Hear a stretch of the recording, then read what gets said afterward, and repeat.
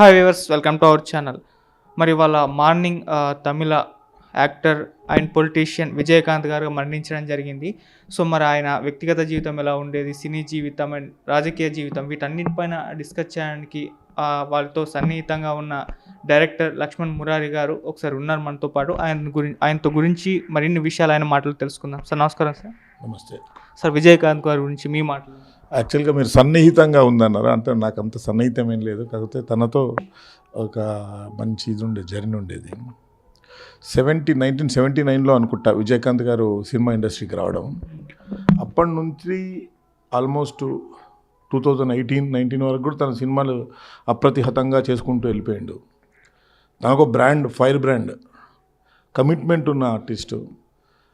ఒక సినిమాలో తనకు ఎన్ని పాత్రలు చేసిండు, ఎన్ని రకాల పాత్రలు చేసిండు.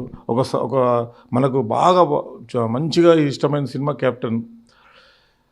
కెప్టెన్ ప్రభాకర్. ఆ తర్వాత సింధూరపు సినిమా. అప్పుడు యాక్చువల్గా మనకు విజయకాంత్ అని తెలిసిందే సింధూరపు నుండి. సింధూరపు సినిమా ఒక musical hit, super duper hit అయినా కూడా ఆ సినిమాలో కీలకమైనది విజయకాంత్ గారి ఫ్లాష్ బ్యాక్ ఎపిసోడే. ఇలా చెప్పుకుంటూ పోతే యాక్షన్ సినిమాలకి, పోలీస్ సినిమాలకి, కాప్ సినిమాలకి పెట్టింది పేరు విజయకాంత్ గారు.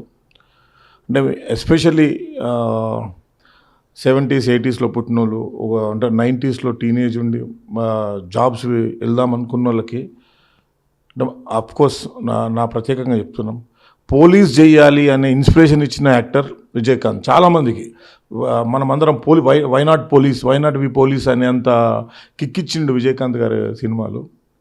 తన రాజకీయ జీవితంలో కూడా ఎన్ని ఒడిదొడుకులు ఉన్నా కూడా, అంటే సినిమా వాళ్ళు రాజకీయ నాయకులుగా పనికిరారు ఇన్ ద సెన్స్ అయిపోయింది, ఆ చరిష్మైంది. అయిపోయినప్పుడు కూడా తను అధికారంలో ఉన్నారు, ప్రతిపక్ష హోదాలు ఉన్నాడు.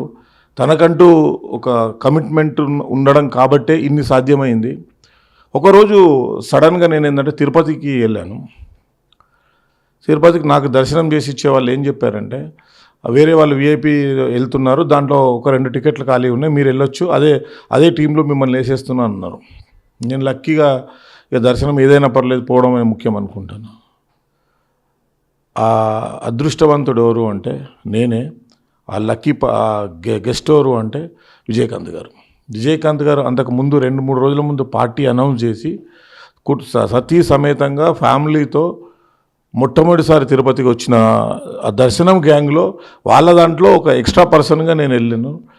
అప్పుడు ఒక 20 minutes to 30 minutes అందరితో పాటు వెళ్ళినాను చూడండి. అది నాకు అదృష్టంగా భావిస్తాను. నా లైఫ్లో తీరని కోరికలా ఉండేది, ఒక పెద్ద స్టార్ తోటి మనం అంతా ట్రావెల్ చేస్తామనేది. అది విజయకాంత్ గారితో, అది కూడా వెంకటేశ్వర స్వామి సన్నిధిలో తీరింది. ఇది ఎప్పుడు నేను లైఫ్లో మెమొరబుల్ ఇన్సిడెంట్. ఆ తర్వాత ఒకసారి నేను ఏకవీర సినిమా చేస్తున్నప్పుడు మా ప్రొడ్యూసర్ ఉండే, అప్పుడు తమిళ్ ప్రొడ్యూసరు ఈ కెప్టెన్ గారికి చాలా క్లోజ్ అన్నట్టు. తనను ఒక్కసారి కలవాలి అన్నప్పుడు తను మాట్లాడిచ్చిండు అన్నట్టు. అప్పుడే నేను చెప్పినానంటే, సార్ మీతో నేను ఒకసారి దర్శనం షేర్ చేసుకున్నాను సార్ అంటే నవ్విండు అంతే. సో ఎంత ఇది నా పర్సనల్ ఎమోషన్, పర్సనల్ ఇది. సినిమా ప్రకారం చెప్పుకుంటే మాత్రం విజయకాంత్ గారు చేసిన సినిమాలు ఒక బ్రాండ్ క్రియేట్ చేసినాయి. పోలీస్ లేకపోతే మిలిటరీ, ఫైట్స్ అంటే తనదో బ్రాండ్. ఫైట్ అంటే ఒక నా కళలో నీళ్ళు తిరుగుతున్నాయి బ్రదర్, ఎందుకో సడన్గా ఎమోషన్ అవుతున్నాను. But really sir, captain sir అంటే తన పేరు విజయకాంత్ అని మర్చిపోయేసి కెప్టెన్ అనడం, పిలవడం స్టార్ట్ చేశారు. Captain sir, we miss you. మీ ప్రతి సినిమా, ప్రతి డైలాగు మా గుండెల్లో ఉంటుంది. మీ లోటు అయితే పూడ్చలేనిది. అందరు చెప్తున్నారు కానీ కెప్టెన్ సార్ లోటు తెలుగు, తమిళ్ ఏ ఇండస్ట్రీ కూడా పూడ్చలేనిది. మీరు చివరి రోజులలో మీరు చేసిన వీడియోలు కొన్ని నవ్వుకున్నా కూడా really we miss you sir, love you always. అంటే ఫస్ట్ టైం మీరు తిరుపతి దర్శనం అప్పుడే కలిసారు సార్? ఇంతకు ముందు ఎప్పుడైనా కలిసారా? అంటే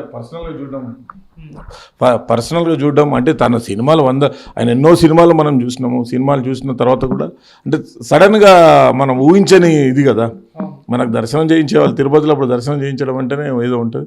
ఒక విఐపి దాంట్లో 2 తక్కువ పెట్టారు, వాళ్ళు 20 మందో 30 మందో పెట్టుకున్నారు.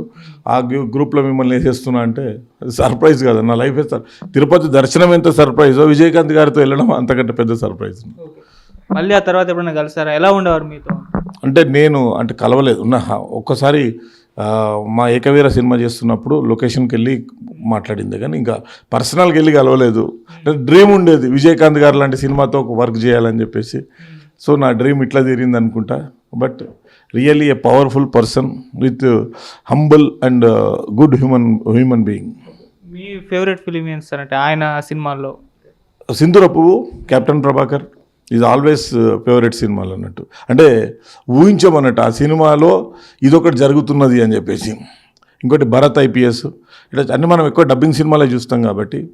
ఇది మన చిరంజీవి గారి ఠాగూర్ సినిమా రమణ తను చేసినప్పుడు నాకు అందులో ఒక ఫారెన్ అమ్మాయి చిన్నపిల్ల ఉన్న ఏ సినిమా ఆ ఎపిసోడ్తో ఏడ్చేసిన నేను. తెలుగులో అంత సినిమా సూపర్ హిట్ అయినా కూడా ఆ ఫారెన్ పిల్ల ఆ సీన్ ఎపిసోడ్ ఇక్కడ పండలేదు సరిగ్గా, కానీ that was an amazing scene. Murugadoss garu అంత కమర్షియల్ ఉన్నా మన విజయకాంత్ గారితో ఎమోషనల్ పండించిండంటే అది గ్రేట్ అంటే ఒక గ్రేట్ మెమొరీస్ ఇచ్చిపోయిండు విజయకాంత్ గారు. సో అంత పెద్ద స్టార్ హీరో అంటే ఈ విధంగా కరోనాతో చనిపోవడం అనేది నిజంగా చాలా బాధాకరం. మరి ఫస్ట్ వినగానే మీ రియాక్షన్ ఏంటి? కరోనా అనుకుంటే తనకి లాస్ట్ 4-5 years నుంచి హెల్త్ ఇష్యూస్ ఉన్నాయి, కొద్దిగా డల్ అయితే అయిండు. కరోనా వల్ల ఎవరైనా చనిపోతారు, స్టార్ అయితే ఉంది. మనకి మీకు తెలుసు బాలచంద్ర గారు, చివరికి బాలసుబ్రహ్మణ్యం గారు, ఇలా చాలామంది దూరం అవుతూనే ఉన్నారు.